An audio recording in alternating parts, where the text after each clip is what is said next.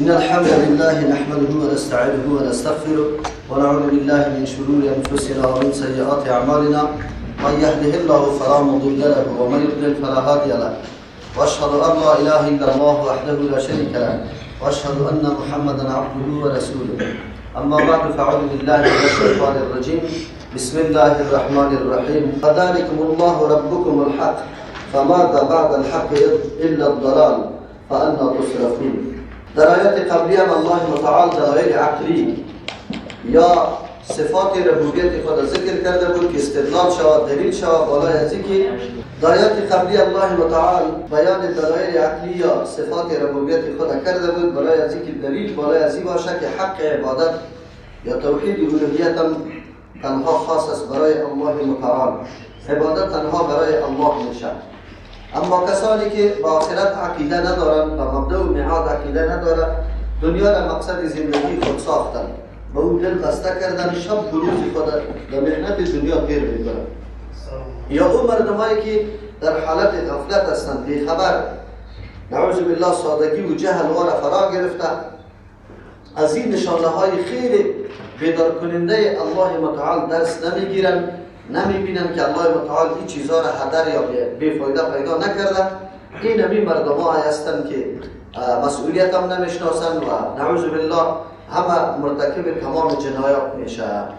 الله متعال بالمقابل مردمانی که یقینا از این آیات الله متعال استفاده کرده، نظر کردن، تأمل کردن و مسئولیت خود در این دنیا شناختن، بیان او گروه را الله متعال میکنه. چرا که در دنیا همین دو گروه، یکی مؤمن و یکی هم نعوذ بالله کسایی که از تعلیمات انبیاء علیهم السلام سرپیچی میکنن، راه دیگری را انتخاب میکنن. ان الذين آمنوا وعملوا الصالحات، یقینا کسانی که ایمان آورده و عمل صالح انجام میده، یهدیهم ربهم بایمانهم، هدایت میکنه الله متعال یاره به سبب ایمانشان. اینجا دو معنا داره. معنای هدایت توفیق اعمال صالح است. زمانی که روشنی ایمان در قلب انسان بتابه، خود به خود الله متعال توفیق اعمال صالح هم برش نصیب میکنه. چرا؟ انگیزه عمل صالح در قلب ازی پیدا میشه، در فکر ازی میاد که ما باید چی کاری بکنم. از همون خاطر است تمام خوبی ها و اعمال نیک انسان انگیزه و عقیده قلبی از همون خاطر بود که پیغمبر علیه الصلاة والسلام 13 سال در مورد امی موضوع کار کرده بود. یا یهدیهم معنا میرسانه در منزل مقصود، در مطلبشان، پروردگارشان به سبب برکت ایمانشان. ایمان یکی از جمله وسایلی است که انسان در مقصد میرسانه. علتش هم این است که وقتی انسان عقیده و انگیزه را پیدا بکنه، عقیده انسان آرام نمیگذاره، تمام روز تو را وادار میسازه که تو باید عمل انجام بدی، شکر الله را ادا بکنی، به کسی زیان و ضرر نرسانی. عقیده اینمی قدر رول داره که انسان نمیگذاره که کار غلط و نادرست انجام بده. اینمی از عقیده پیدا میشه. از همون خاطر است دوستایی که یقینا به عقیده و مفهوم عقیده پی بردن و تمام عمر خود امیطور هدر تیر نمیکنه، شب و روز در تلاش ازیسته که چه قسم دعوت کنیم، چه قسم مردم در را بیاریم. اینی محرکی است که همیشه در وجود انسان می باشه و تو را وادار می سازه که هر نوع مشکلات متحمل شوی، در مقابل هر نوع زور و ظلم تو دست و پنجه نرم بکنی، لیکن مسئله خدمت دین بکنی.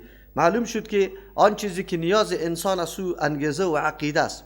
از همون خاطر است بعضی اعمالی که بنابر هماهنگی و همرنگی کسی انجام داده میشه، در بعضی اوقات منافقین همینطور بودن که هرگاه امرای مسلمان ها یک جا می بودن، باز نمازها را می خواندن، کارهای خوب می کردن، اما زمانی که در تنهایی می رفتن هیچ ایگپای وجود نداشت. چرا که این عمل نشأت از عقیده نکرده بود، این عمل نشأت از این کرده بود که ما خجالت نشویم یا پیش مردم بر ما چیزی نگویه که این عمل نیک انجام نداده. از همون خاطر است اگر ما تلاش بکنیم بس وسیله زور یا با وسیله وسایل کسی را آماده به این بسازیم که بیا نماز بخونه، حلی ظاهری خود درست بکنه، اما در قلبش عقیده موجود نباشه، با مجرد دور شدن تو امو عمل از او آدم دیگه دیده نمیشه. در زمان حکومت طالبا مردم به زور نماز میخواند، مسجدها پر میشد، اما این نماز خواندن از روی زور بود که مردم چی سرش محتسب مقرر بود که الا بیا نماز بخوان.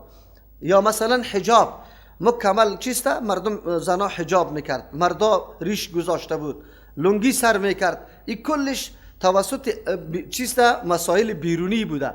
از اون خاطر به مجرد انقلاب یا تغییر آمدن در رفتار و کردار مردم مکمل اما گپا نمایان شد.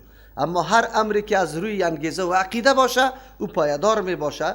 از او خاطر قرآن کریم در اینجا برکت ایمان یا فضیلت ایمان بر ما بیان کرد. تجری من تحتهم الانهار فی جنات النعیم. ایمان آورده و امرای عمل صالح هدایت میکنه در منزل مقصود. کدام منزل مقصود است؟ روان می باشد در زیرشان الانهار، من تحتهم الانهار فی جنات النعیم. در اینجا در زیرشان روان می باشه. این تو نمیگه که در زیر جنت ها. در دیگه آیت های قرآن کریم میگه که در باغ های می باشه که در زیر باغ ها روان می باشه.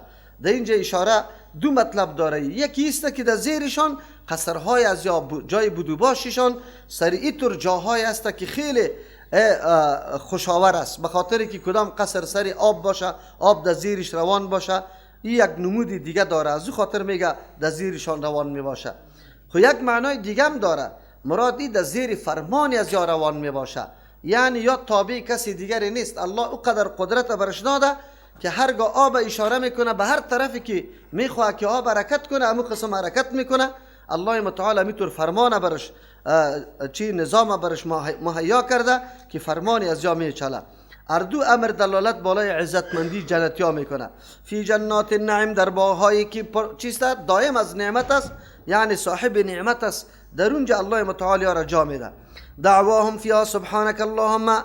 آلی وقتی که عجایبات و نعمتهای خیلی عجیبی جنت میبینه، جنتی ها در اونجا در وقت مشاهده چی میگن؟ سبحانك اللهم، پاکیست برای تو یا الله متعال، هیچ نوع اعتراض ما نداریم.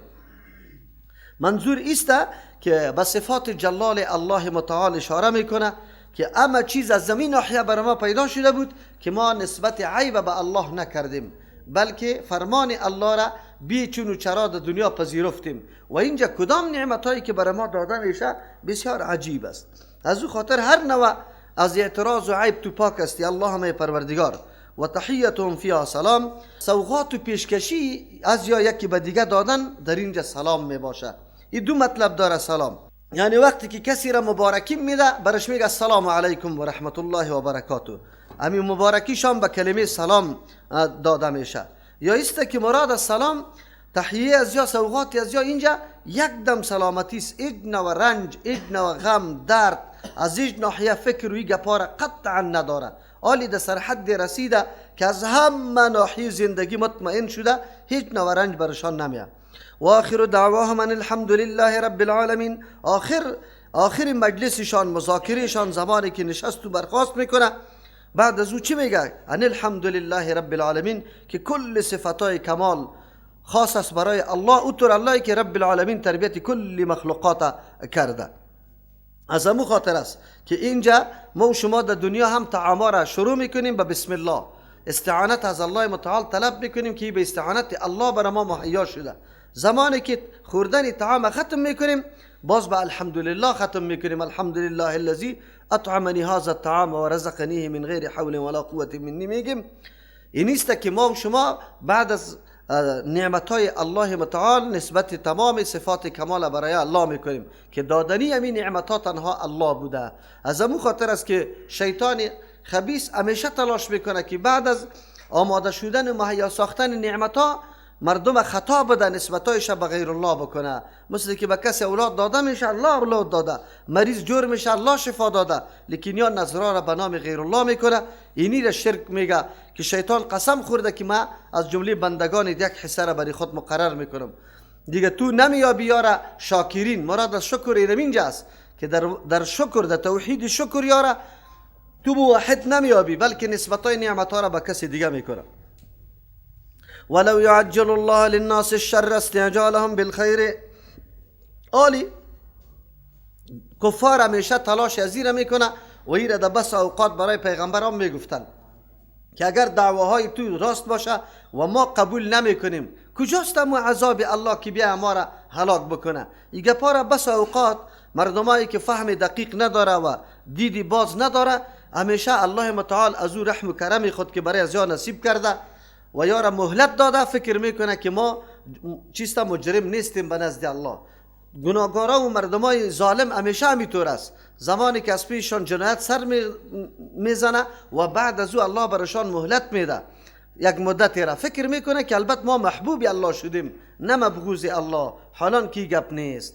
یکی از جمله سخاوت الله متعال و رحم و کرم الله همیسته که بنده خود زود عاجل عذاب نمیده. در اینجا فلسفه ای را بیان میکنه که چرا عاجل عذاب نمیده. قرآن خود میگه ولو یعجل الله للناس، اگر الله بجلتی میداد برای مردم الشر، یعنی بددعاهای از یار قبول میکرد الله، استعجالهم بالخیر، مثل که یا بجلتی طلب داره خیره، امی قسم الله شرم در وقت شر طلب کردنم الله بران شر میداد، یعنی یا کدام بددعا کرده او را قبول میکرد.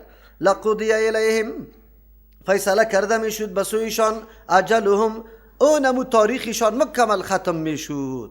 لیکن این کار الله نمیکنه. چرا؟ خلاف حکمت میشه. چرا که هر کس گناه کنه زود هلاک شوه، باز مردم یک نفرم گناه نمیکنه، اختیار سلط میشه، مردم فکرن مجبور میشه، حالان که الله متعال نخواست از مردم که فکرن مجبور باشه، بلکه فمن شاء فلیؤمن و من شاء فلیکفر، به خاطر که ترتب جنت و دوزخ، ثواب و عذاب ای بنابر اختیار است که کسی به اختیار یک عمل خوب یا خراب انجام داده باشه. اگر اینطور باشه خب کلگی باز میدانه که من اینیالی گناه میکنم دستی هلاک میشم، دیگه هیچ وقت گناه نمیکنه، مجبور میشه. او الله متعال فکر جبری را یا دین جبری را روان نکرده، بلکه مردم در حال خود گذاشته تا که یا به اونمو قوت هایی که الله برش داده و اونمو انگیزه هایی که الله در وجود انسان گذاشته یا تفکیک بکنه خوب و بده و در او را انتخاب بکنه، که اینجا حالی بنده هوا و هوس میشه، شیطان میشه، خواهشات میشه، یعنی که بنده الله متعال میشه به اختیار خود. الله متعال فلسفیش از این خاطر بیان میکنه که اینطور نمیکنیم. چرا؟ به خاطر که همون تاریخ برشان مقرر میشد هر وقت گناه میکرد، حالی دیگه هیچ چیز باقی نمیموند. گناهکار خیلی قدر زیاد است که هر روز فقط گناه بکنه از بین رفته بروه. این کار الله نمیکنه. فنذر الذين لا يرجون لقاءنا، ما میگذاریم کسانی را که عقیده نداره به ملاقات ما، برو شدن ما. پس از اینکه چیسته عذاب الله نازل نکرد، الله میگه ما این مردم را میگذاریم، میبینیم شکی چی میکنه، برای ازی خوب موقع میدیم، حتی که سبا روز نگوی که الله برای ما موقع نداده که لا اقل تعامل میکردم، لا اقل یک وقتی میبود که ما چیستا پس میگشتم طرفی تو. الله متعال به اینمی مردم موقع داده. فی طغیانهم یعمهون، که در سرگردانیشان همیطور حیران هستند. دمو سرکشی و سرگردانی همیشه چی هست؟ حیران است، میگردن دیگه هم فکر میکنه که البته امی کار ما خوب است، حالان که روز به روز مستحق عذاب الله شده و حجت الله سرشان قایم شده میره، دیگه هیچ نوع عذر برای از یا باقی نمیمانه. اگر در این آیت ببینیم خود ما و شما زمانی که یک کمی فشار زندگی سر ما میآید، نعوذ بالله اینطور بددعاها به خود به نفس خود میکنیم که یا الله من تباه شوم، من اینطور شوم. اما الله متعال چقدر حلیم ذات است، زود کده بددعای ما را قبول نمیکنه. همچنان بددعاهایی که پدر و مادر میکنه یا اقارب میکنه یا کسی دیگری میکنه، این نیست که الله متعال زود قبول بکنه. البته الله خو عادل ذات است، حکیم ذات است، هیچ وقت بددعای یک کسی را که بنا بر ظلم میشه او را قبول بکنه. مثلا پدر و مادر گناهکار است، اولاد برش نصیحت میکنه، پدر و مادر برش میگه که حق کردم تا نمیبخشم تا الله تو را اینطور کنه، این دعاها به نزد الله متعال قبول نیست، به خاطری که خلاف است. تو جنایت میکنی، اولاد خیرخواهی تا میخواه او تو باز بددعا برش میکنی. الله حکیم ذات است، عادل ذات است، هیچ وقت ظلم و تجاوز بالای کسی نمیکنه. یک تعداد اولادا اینطور است که پدر و مادر در جنایت علنی میبینه، حتی نصیحت هم برش نمیتونه، میترسه که باز برای ما بددعا میکنه. نه، در اینطور موقع بهترین خیرخواهی برای پدر و مادر همیسته که نصیحت بکنی. ابراهیم علیه السلام به پدر خود اول پیشکشی توحید داده. اولین روزی که او دعوت شروع کرده از ابراهیم علیه السلام، پیغمبر صلی الله علیه وسلم اولین دعوت از خانه شروع کرده. ابو طالب کاکایش است، خیلی زیاد ایره خدمت کرده، برای از او دعوت داده رویسته. پس از او خاطر است که کسی این حراس نداشته باشه که ولی پدر و مادر باز بر ما بددعا میکنه. نه، اینطور بددعاها را الله قبول، عام بددعاها را الله زود قبول نمیکنه، به خاطر ازی که این مردم یک کمی بهوش بیا. خیر است اگر حالی مست است سبا روز یک کمی تکلیف سرش بیا هوشیار شوه. این یکی از جمله رحمت و شفقت الله متعال بالای بندگان خود است که مثل که ما خیر طلب داریم اگر شرم طلب داریم و الله امور پوره بکنه، دیگه کلگی در بدر میشه. و اذا مس الانسان ضر دعا لجنبه، وقتی که میرسه به انسان الضر تکلیف، دعانا ما را طلب میکنه لجنبی، به پهلوی خود، و قاعدا یا به نشسته، و قائما یا در حالت ایستاده. یعنی در اینجا آلی حالت ضعیف و عاجزی انسان ببینه که در وقت تکلیف، وقتی که دستش از هر طرف کنده میشه، کسی ریسکی را یاری بده، در اونجا باز الله در یادشان میآید. این خصلت و خوی انسان است که در وقتی راحت و در وقتی که تکلیف سرش نباشه بسیار مست میباشه. اینطور فکر میکنه که همه چیز مستم. ما شما میبینیم روزمره همین مردمایی که 4 روپه در دستشان آمده، یک کمی کش و فش زندگیش برابر شده، باز آسمان از سعی میکنه. باز دیگه نعوذ بالله اون شبا را در کجا تیر میکنه؟ در دبی میره که اینجا برای ما مناسب نیست که اینجا شب تیر کنیم. الله متعال محاسبه میکنه، میبینه این بنده ها را اینی طور چی میکنه. بعد از که تکلیف برش برسه، باز الله در یادش میاد. الله متعال میگه که بس اوقات مصیبت ها و تکالیف این به خاطر عزیز که انسان بیدار شوه، امو پرده های مستی و غرور و جهل از چشم از یاد دور شوه، یک کمی به هوش بیا که من کیستم، به کی محتاج هستم. وگرنه انسان بیچاره یک لحظه بی احتیاجی نیست. نفس که میکشی اگر الله متعال امیره یک لحظه بند بکنه باز نیستی. امی یک لحظه تو اینطور نیستی که مستغنی و بی‌پروا از الله متعال باشی. خو انسان غافل و بیخبر همیشه خود همینطور میگیره که البته من چی هستم، در حالی که تو بسیار محتاج الله هستی. خو گاهی اینطور است که الله متعال انسان در یک تکلیف سخت مواجه میسازه. به خاطر چی؟ که همین انسان از خواب غفلت بیدار شه، بفهمه که همه چیزی ذاتی من نیست، بلکه از من میره، از بین میره. انسان وقتی مریض میشه اونجا باز میدانی که چطور گپ است. اینم اینجاست که اینمی پرده های غفلتی که قبل از این چشمت نظرت بند کرده بود، در وقتی اینمی مصیبت تو به الله مواجه میشی این پرده ها دور میشه. مناسب است که بعد از راحت و بعد از اینکه اینمی تکلیف دور شوم الله را بشناسی که یقینا الله متعال سخت احسان کرده، ما باید نعمت الله را شکرگزاری کنم و الله را خوب بشناسم. اما باز میبینی که مردم باز چی میکنه؟ همین نسبت های خوبی را به الله نکرده به غیر الله میکنه. قرآن کریم الله متعال همینطور بیان میکنه که انسان اینی طور انسان است. عالی طور انسان چه قسم قابل عذاب الله میگرده، خود سری خود حجت تمام میکنه که چرا در وقت سختی به الله رجوع کردی. و اذا مس الانسان ضر، وقتی که میرسه برای بعضی انسانا، مراد کل انسانا نیست، چرا بعضی انسانا کسایی هستند که حتی در حالت راحت الله را شناخته، در حالت راحت گریان میکنه، از نعمتهای الله شکرگزاری میکنه، خود مستحق نعمت نمیپنداره و میگه که یا الله این احسان بزرگی توسته. بندگان نیک الله متعال هر لحظه نعمتهای الله را سری خود یکی از جمله احسانات الله شمرده و اعتراف میکنه که ما شکرگزاری نعمت تو را کرده نمیتونیم. انبیاء علیهم السلام همینطور بود. پیغمبر علیه السلام شب مکمل طور نماز میخوند که پایای مبارک آماس میکرد. چرا؟ میفهمید که این احسانات الله سر ما شده، من این شکرگزاری کرده نمیتونم. بعد لا اقل امو بندگی خود به الله ظاهر کنم. یکی طور مردمایی هستند که طور نیست. بعضی انسانا الضر وقت تکلیف برشان میرسه دعانا ما را طلب میکنه، آواز میده لجنبی در پالوی خود و قاعدا یا در حالت نشسته. مراد از یعنی در هر حالت انسان که میخیزه میشینه هیچ حالتش خالی نیست که به الله عاجزی نکنه و از الله طلب نکنه. او قائما یا در حالت اثنایی که یا استاده باشه. اینا فلما کشفنا عنه ضره، هرگاه که ما دور کنیم از ضره تکلیف ازیره، عالی عجز و زاری که شده. هر کسی که عجز زاری ولو که کافر باشه الله دعایش قبول میکنه، اما دعای کافر در حق دنیا قبول میشه، در حق آخرت نه. اگر کافر هم باشه که زیاد عاجزی و زاری کنی الله دعا را قبول میکنه. این مردما که میره در پیش قبر بعد از اون گپشان قبول میشه. این به خاطر از این نیست که قبر تاثیر در قبولیت دعای ازی کرده یا شخصی که در قبر است، بلکه اونجا زیاد عاجزی کرده، خیلی زیاد زاری کرده، از او خاطر الله دعایش قبول کرده.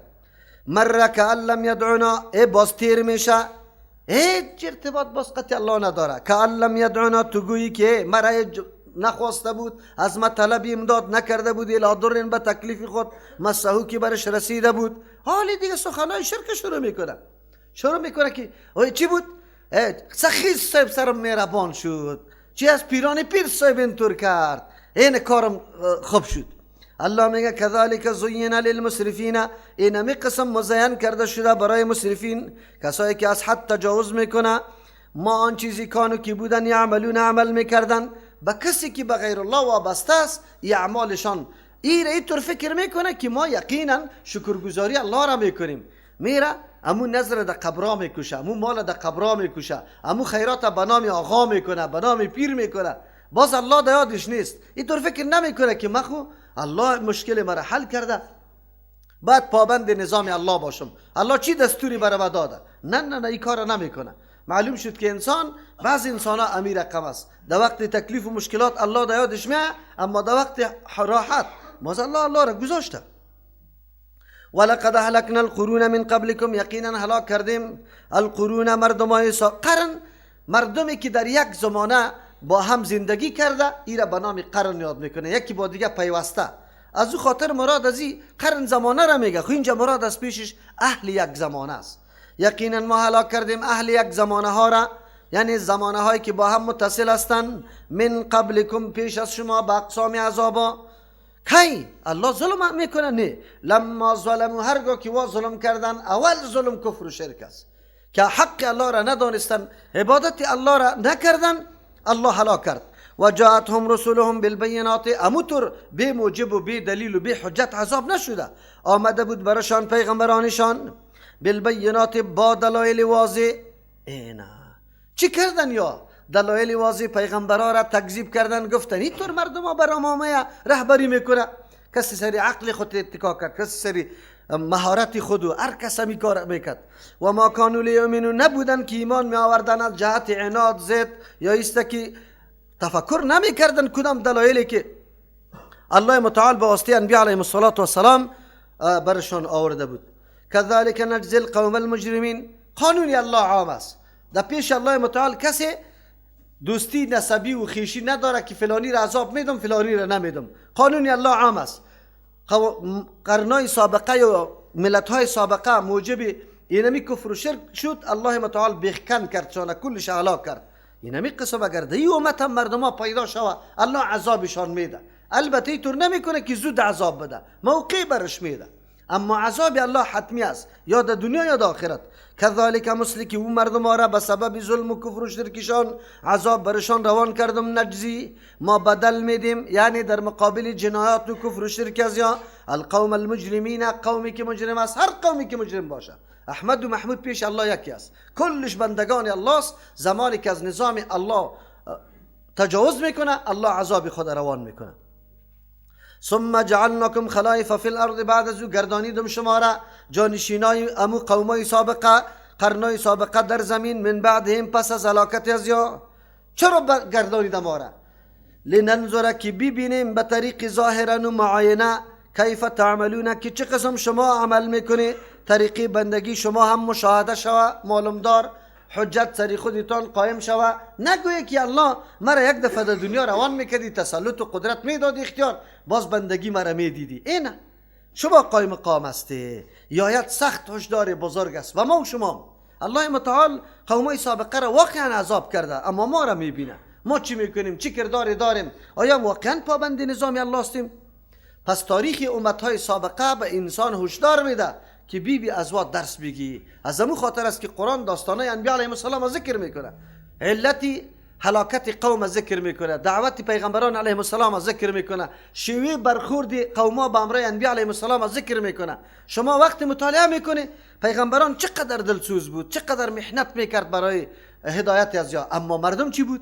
مردم مست بودن، مردم توهین میکرد، تحقیر میکرد، ایره نادیده میگرفت. شما ببینید امیال کسایی که دعوت دین میکنه، در راه حق دعوت میکنه، چقدر توهین و تحقیر میشه.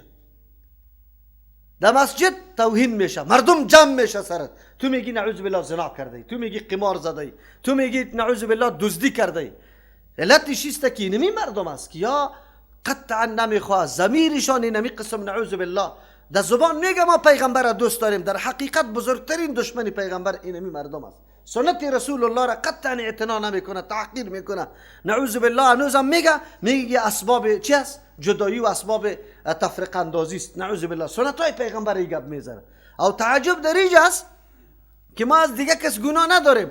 اما کسایی که به نام عقیده توحید رفته در مرکز توحید علم حاصل کرده، سند از اونجا داره، اما الله متعال او را ذلیل کرده به خاطر 4 روز زندگی امامت خود که مرا مردم نکشه، در مقابل سنت رسول الله قیام میکنه. او عالم به نزد الله چی جواب داره؟ رفتی در کجا؟ به کدام نام تو در او مرکز علم و در او گهواره علم تو علم حاصل کردی؟ قرآن و حدیث کفالتی تو شد، تو 4 سال یا 8 سال یا 6 سال در اونجا مکمل کالایت، خوراکیت، نانیت، نفقیت به می خاطر داد که تو خدمت سنت رسول الله را بکن. و تو خبیثی بدبخت آمدی اینجا به خاطر از اینکه خبیث، به خاطر میگم که از این کده خبیث دیگه نیست، به خاطر که سخت ناشکری نعمت الله را کرده. از مرکز دین که در اونجا به خاطر سنت برش تربیت داده شده بود، این جمعیه از مقابل سنت دشمنی را اعلان میکنه، مردم تحریک میکنه. دیگه آرام خوبیشی اگر این قدر نمیتونی که دفاع بکنی، لا اقل آرام خوبیشی، نه ای که مردم تحریک که عوام بیچاره چی خبر داره؟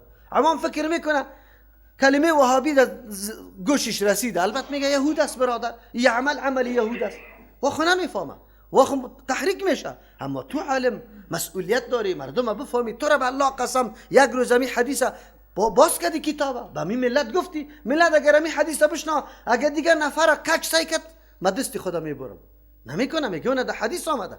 لیکن تو بدبخت پنهان کردی. کتمان علم این خو نیست که قرآن کریم علمای یهود بدیش بیان میکنه، مزامتش شاخ خو نداره، اینمی علمای یهود است. کتمان حق میکنه، حقیقت سری مردم پوشانده، مردم در دشمنی انداخته، باز هم ملامتی را سری مردم دیگه میمونه یا میگه یا تفریقه انداخته. تفریقه را خود تو انداختی. بیا در مسجد ما تفریقه است، 1000 نفر حنفی تبیار نرفع الیدین کنه، نه آمین بالجهر بگویه، نه دستای خدا بالا بگیره که اونجا تفریقه است، اونجا جنگ است، اونجا جدل است. تفریقه را خود شما پیدا کرده، ملت تحریک کرده، رایستی علیه سنت رسول الله. کاش که شما خو ان شاء الله اینطور انتقام از پیشتان بگیره. اگر دمی زندگی الله ذلیلتان نکرد، این همی جای نشانه باشه ان شاء الله. این ترجمه قرآن کریم ما این تجربه کردم. کدام عالمی که اینطور در مقابل سنت رسول الله میخیزه او ذلیل میشه. امتهای سابقه بر ما الگوست، نمونه است. الله متعال تو را نمیگه که تو فلانی خان هستی باز تو را عذاب نمیدم، چرا که در مقابل تعلیمات پیغمبر خیستی. امتهای سابقه این قسم تعلیمات پیغمبر را نادیده گرفت، حقیر میشمرد، گپای پیغمبر را حقیر میشمرد. میگی چی گپ است؟ الله متعال در کدام سرنوشت مبتلا کرد؟ تو را میگذاره؟ بچه کاکای الله نیستی، الله رشته نسبی با کسی نداره.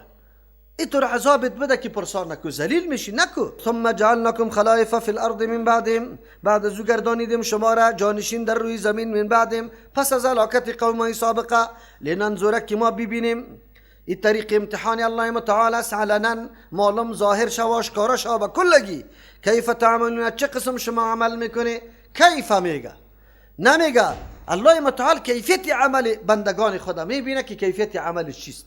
دینمی کیف تعملون اشاره به ایسته که کیفیت عمل امو معتبر است که به نقشه پیغمبری الله باشه. اگر کسی یک کیفیت از خود ایجاد میکنه او به نزد الله چی نیست؟ مقبول نیست. و اذا تتلى علیهم آیاتنا بینات، وقتی که تلاوت کرده میشه بالایشان آیاتنا، آیاتای ما، ای الله متعال دلایل میگه که ما برشان روان کردیم. دو قسم مردم است. یک قسم مردم است وقتی که آیات الله که بیانات واضح است، دلیل بالای توحید و یکتا پرستی الله متعال است، این بیان میشه برشان. قال الذين لا يرجون لقاءنا، میگوین کسایی که عقیده نداره ملاقات ما را، روبرو شدن با ما را، چی میگن؟ ائت بقرآن غیر هذا، بیار بر ما با قرآنی که غیر از این باشه، تبدیل کوی کتابیتا. یک مانا او بدله، یا است که ترمیم کده این کتاب. قل بگوی پیغمبر علیه السلام ما یکون لی، نیست برای ما اختیار ان ابدله، کی را تغییر کنم ترمیم کنم، من تلقای نفسی، از طرف نفس خود. ان اتبع الا ما یوحى، تابعداری نمی کنم مگر آن چیزی که وحی کرده میشه. الی بسویما انی اخاف، می ترسم من عصیت، اگر بالفرض نافرمانی الله را کنم، کلام الله تبدیلی و تغییر بیارم، ربی از پروردگار خود نافرمانی کنم، عذاب یوم عظیم، من میترسم از عذاب روزی بزرگ. این مشرکین مطالبه کرده بودن. کدام مطالبه بود مشرکین؟ کدام مطالبه را میکرد؟ میگفتن خب آدم هستی، ما همه چیزی تا تسلیم داریم، خب اما یک کار بکو امی قرآن نگو. ریش سفیدا آمده که مولی سیب ترجمه را بند. قرآن وقتی آدم میفهمه مقصد آیاتایش که یک دفعه مواجه شواده. تا که مواجه نشده باشی نه منافق شناخته میتونی، نه دشمن دین شناخته میتونی و نه حقیقت آیات کتاب الله متعال.